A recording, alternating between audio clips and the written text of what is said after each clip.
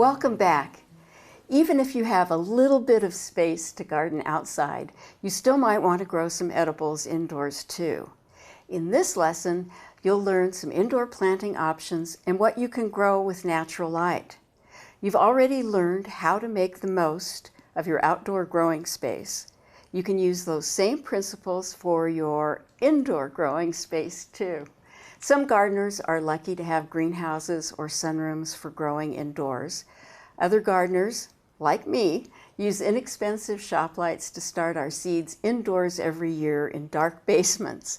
Then, once they become seedlings and the weather is warm enough, we transplant them outside. You can expand your growing options with supplemental lighting if you want to grow fruiting vegetables like tomatoes and peppers indoors. If you want to learn more about supplemental lighting, check out Craftsy's class on growing heirloom tomatoes. But this lesson is on what you can grow with just the natural light from a sunny window. A good first step is to use your sun survey to find the sunniest spot in your house. It might be a south-facing window, east, or even a west window. If you're lucky enough to have a sunny windowsill, herbs are some of the easiest edibles to grow indoors. The top herbs include basil, chives, oregano, parsley, rosemary, sage, and thyme. Some can be started from seed like basil. And so I have some basil seeds here. I have a special setup for indoor planting for my windowsill. And all I'll do is fill the pot with some potting soil, sprinkle the seeds on top,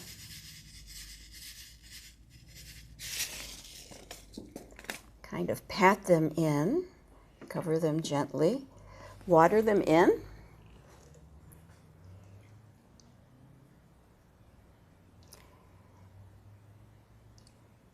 and that's one way to plant your basil. You can also take clumps or cuttings from your garden from herbs like chives or rosemary, like this one, and repot it in a plant for the windowsill. If you bring something in from outdoors, you might need to repot it so you're not bringing in any bugs or other hitchhikers. Herbs like these need a south-facing window, but they might grow if the light is right in an east or west-facing window. So just give it a shot and see what happens. If you want a super simple system, you can grow herbs like basil in a jar of water. So all you do is take a cutting of basil, and this could be something from your garden or even basil that you bought at the store, and put it in a jar of water, and in a short amount of time, it'll sprout roots and keep growing in the water for several weeks. You can change the water often and just pinch the leaves to use in your cooking. Even Tiny Tim got its start by sprouting in water, planting, and then growing in a south-facing window. What I did with Tiny Tim was I took a cutting from a plant in my container garden last year. I sprouted it in water over the winter, and then I repotted it and replanted it outside in the spring. As you can see, the plant is doing really well. If you don't have any sunlight, you might want to try growing sprouts. Sprouts like alfalfa, radish, mustard, and broccoli are some of the most nutritionally dense food around, and they don't need any soil or sun to grow. You can buy sprouting seeds from garden retailers, garden catalogs, online, and I've also seen them at natural grocers. Then you need either a stackable sprouting tray or a jar to plant them. And so it's very easy to plant your sprouts. These are some radish by the name of China Rose, and just sprinkle about a tablespoon of seeds in each tray. And the key is to rinse them once or twice a day. You can see the water flows from the top tray to the bottom tray.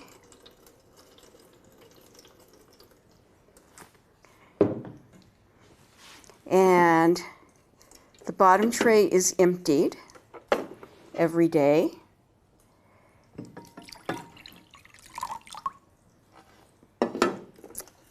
And in about a week or so, you'll have sprouts that look something like this. If you don't have a sprouting tray, a simple jar like this works. It's the same principle. You soak your seeds in the jar and rinse them once or twice a day. And in a week, you'll have sprouts that you can add to your salad, fresh sprouts. Another simple indoor edible option is growing your own garlic greens, like these.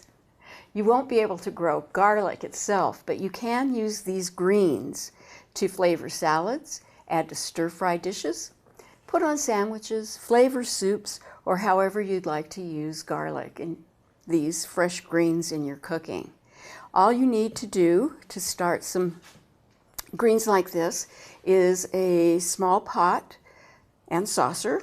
The pot's filled with potting soil, and you can use garlic. You can use old garlic that's already started to sprout, or you can use fresh cloves like this. And it's really easy to plant. You just simply stick the cloves in the potting soil about 3/4 of the way with the pointy end up. You can plant them as close together or far apart as you like. The closer together, the more attractive the pot will be once it starts to sprout. We stick one in the middle. Okay, and water these in. Place these in a sunny window. Get in there. Place these in a sunny window. Keep the potting soil moist, and really in about a week or so, you'll have little sprouts that have started. You can over the course of a week or more after that, they'll grow into tall sprouts, and what you can do is clip these and use these at least several times. They'll keep growing back until it's time to plant more. So I hope that you'll experiment to see what edibles that you can grow indoors. Try different planting combinations, use different windows, or use some supplemental lighting to expand your indoor growing options. Thank you so much for taking my class. I hope you've learned some new tips for gardening in small spaces. Let's keep the conversation going. I'd love to hear from you. Please ask questions. I'm here to help you become a more successful small space gardener. Also, post pictures of your small space containers and gardens and share your tips for gardening. My favorite classes are the ones where I get to learn something new too. One last bit of advice: don't ever stop growing. Good luck, and remember, seeds want to sprout and plants want to grow.